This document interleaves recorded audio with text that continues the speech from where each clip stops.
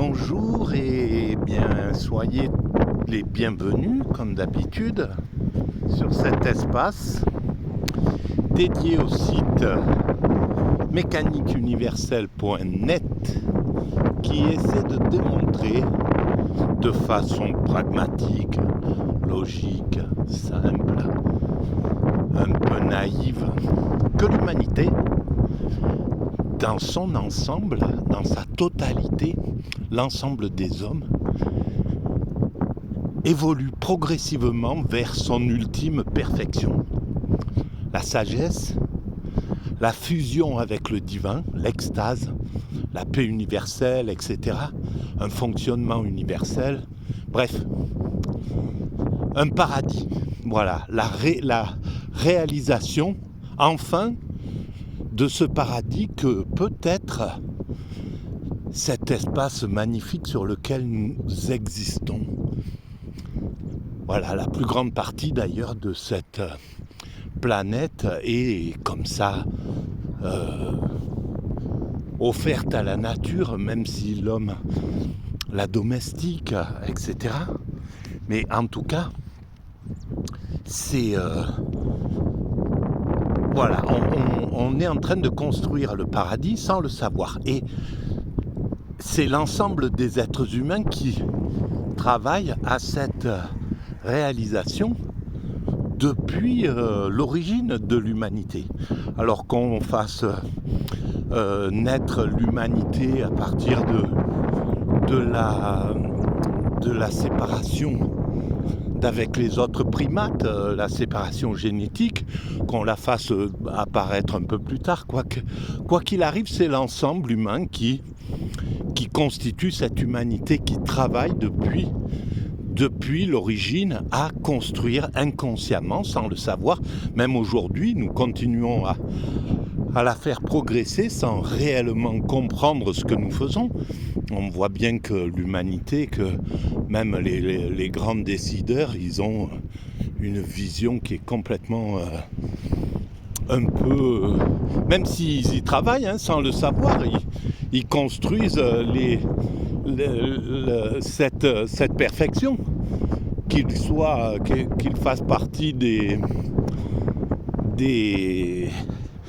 élites de Bilderberg, je sais plus ce que c'est exactement, c'est pas des choses qui m'intéressent vraiment, mais bon, voilà, ils travaillent à l'humanité, ils sont les simples ouvriers de l'humanité, même s'ils pensent avoir, s'ils ont l'illusion d'avoir un pouvoir inouï, de pouvoir, etc., ils sont le jouet du divin, du principe divin qui en fait poursuit son but à travers nous. Donc voilà, il n'y a pas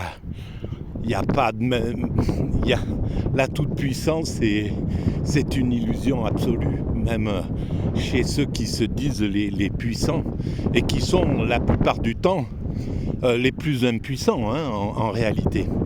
Et alors, sur ces vidéos, j'ai envie de parler de quelque chose qui m'intéresse depuis quelques jours. Alors, j'ai fait un test, je me suis... apparemment, je suis ce qu'on appelle un autiste Asperger. Voilà. Alors, il faut vraiment que je concrétise cette réflexion, que je fasse que je rencontre des professionnels pour être sûr que voilà, ça serait bien ça. Mais en tout cas, maintenant que je m'y intéresse, je vois que la plupart de mes comportements correspondent à cela. Et alors, ce qui est intéressant dans cette...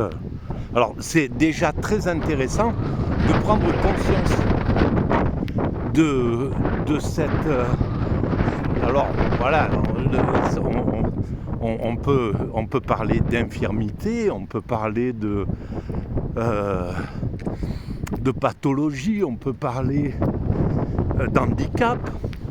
Évidemment, ça pose des handicaps au niveau des relations sociales, des relations humaines, des relations amoureuses, tout un tas de choses comme ça. Dans la vie, c'est clair, c'est pas simple, c'est même très compliqué, mais pour moi, le handicap, et c'est là où c'est intéressant, c'est que ça me donne une façon de penser qui est anachronique, atypique, on va dire, voilà, puisque on considère les autistes Asperger, l'autisme, comme de l'atypique, neuroatypique par rapport au neurotypique, la population normale, voilà, entre guillemets, parce que tout le monde est, selon moi, tout le monde est porteur de pathologie. Et sur la mécanique universelle, par exemple, ça me permet d'avoir écrit, il y a 20 ans déjà, qu'en définitive, en luttant contre le système marchand actuel, quand j'ai créé la mécanique universelle, j'ai tout de suite été confronté au néolibéralisme, à la façon dont se comportait ce système qui avait pris en charge la mondialisation. Et pourquoi il m'offusquait avec une telle force?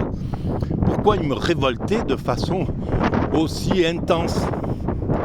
Et une des choses qui me révoltait, c'était le fait que, inconsciemment, le système était en train de décider d'éradiquer quasiment des personnes particulières, par exemple ce qu'on appelle les trisomiques, qui sont, je ne sais même pas si c'est le terme, etc.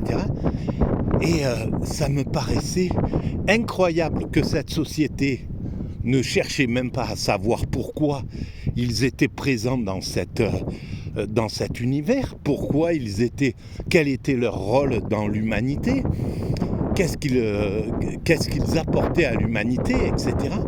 Et donc en réfléchissant, ça m'a conduit à voir justement qu'ils étaient les vrais révoltés, les vrais résistants face au système du marché, face au marché, face aux valeurs que le néolibéralisme professait depuis les années 90. On était rentré dans un truc où il fallait être à la mode, il fallait avoir du pouvoir, il fallait être un VIP, il fallait être un vendeur hors pair ou un... voilà, enfin, il y avait des codes qui étaient hallucinants, qui étaient donnés et qui me paraissaient tellement en décalage avec l'existence réelle, avec les valeurs fondamentales de l'humanité, etc. Et donc, la médecine en Europe, maintenant qu'on peut détecter ces particularités, ces pathologies, dit-il, proposées, donc le milieu de la médecine proposait sans comprendre, et ça partait évidemment d'un bon sentiment, très certainement, parce que c'est compliqué de s'occuper d'un enfant particulier, etc. Mais proposer en fait de faire passer, de pas avoir cet enfant-là. Le choix était laissé, bien entendu, c'était pas une obligation. On n'était pas dans le nazisme pur et dur, mais inconsciemment, il y avait une façon d'éradiquer un certain type d'être humain. Au lieu un monde médical intelligent, bienveillant, mais vraiment d'intelligence QE, pas d'intelligence QI, mais un monde médical bienveillant aurait interpellé les hommes politiques en disant voilà, on vous somme de donner les conditions d'existence les plus favorables, d'aider les familles qui ont des enfants comme ça, etc. Parce qu'ils ont une importance dans l'humanité, ils sont précieux à notre vue. C'est pas pour rien que toutes les grandes spiritualités le pensent comme ça. Donc voilà, ce qu'on vous demande, c'est de donner les conditions idéales aux parents pour qu'ils puissent épanouir ses enfants, vivre avec ses enfants, etc., etc. Qu'ils soient aidés, qu'ils soient soutenus, qu'ils soient, etc. Voilà, ça aurait été une humanité qui aurait qui tient compte de la complexité des choses. Et en fait, ça me révoltait complètement qu'ils puissent, voilà, inconsciemment arriver à cet eugénisme qui fait que si on suit ce mécanisme-là, dans 50 ans ou dans un siècle, il n'y aurait plus ces enfants et ces êtres humains porteurs de cette particularité. Et dans cette particularité, pourquoi ils étaient essentiels? Parce que ça m'a obligé à comprendre leur puissance d'exister. Et ben déjà, ils sont...